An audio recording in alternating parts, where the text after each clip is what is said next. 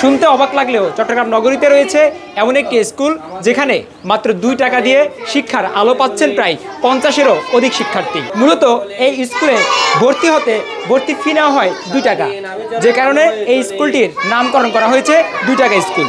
এই স্কুলে মূলত ছিন্নমূল এবং পথশিশু যারা রয়েছেন তাদেরকে শিক্ষার আলো দিচ্ছে এশিয়ান নারী ও শিশু অধিকার ফাউন্ডেশন নামে একটি ফাউন্ডেশন।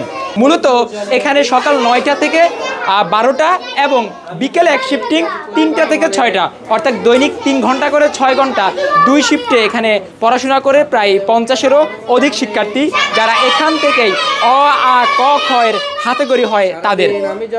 বলা চলে চট্টগ্রাম নগরীতে আমরা সাধারণত দেখি প্রায় সময়ে আপনার ফুটপাতে, রেল স্টেশনে বা বিভিন্ন বাস স্টেশনে অনেক পথ স্কুল থাকতে, কিন্তু মোহাম্মদ আলীর এই স্কুলটি একটু ব্যতিক্রম, যাতে কোনো শিশু বলতে না পারে আমি টাকা না দিয়ে শিখি নাই, এই কথা যাতে কোনো শিশু বলতে না পারে। এই জন্য মূলত মোহাম্মদ আলী নিয়েছে একটি ব্যতিক্রম উদ্যোগ এবং তার এই উদ্যোগে খুশি এলাকাবাসীও এবং সমাজের সচেতন মহলও। অনেক শিশু আছে দেখা গেছে ওদের ভালো মেধা, তীক্ষ্ণ মেধা, কিন্তু গার্ডিয়ান খরচ চালাতে পারতেছে না, স্কুলে দেয় না, বা অনেকে দেখা গেছে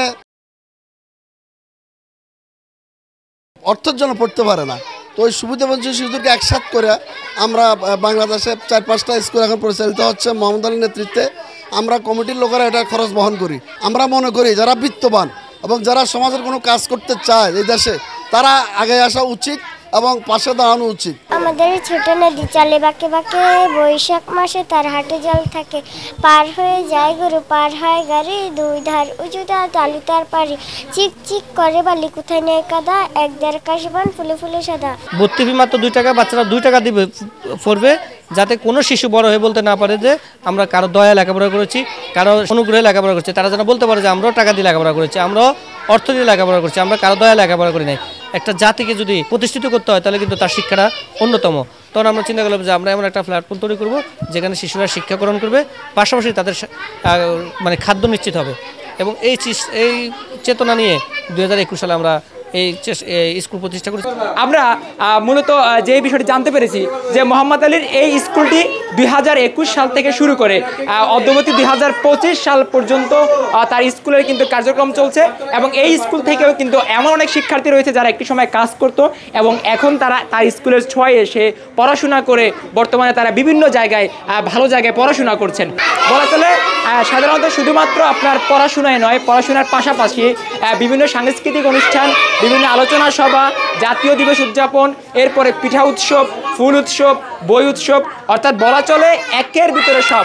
অর্থাৎ একটি স্বাভাবিক যে স্কুলগুলোতে যেই শিক্ষা কার্যক্রম হয়, 2 টাকার স্কুলটিতে কিন্তু ঠিক একই রকম কার্যক্রম চলছে বা আমরা দেখতে পাচ্ছি।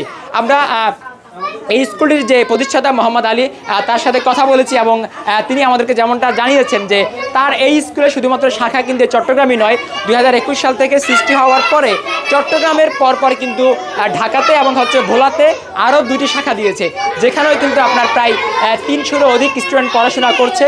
এবং এই প্রধান যে কেন্দ্র চট্টগ্রামের, সেটা মিলিয়ে তার বর্তমানে 3টা প্রতিষ্ঠান রয়েছে তার, এবং তার আশা যদি সমাজের বিত্তবানরা এবং সরকার যদি এগিয়ে আসে তাহলে মোহাম্মদ আলীর এই 2 টাকার স্কুল আলো ছড়াবে, শুধুমাত্র চট্টগ্রাম, ভোলা কিংবা ঢাকা নয়, সারা বাংলাদেশে আলো ছড়াবে।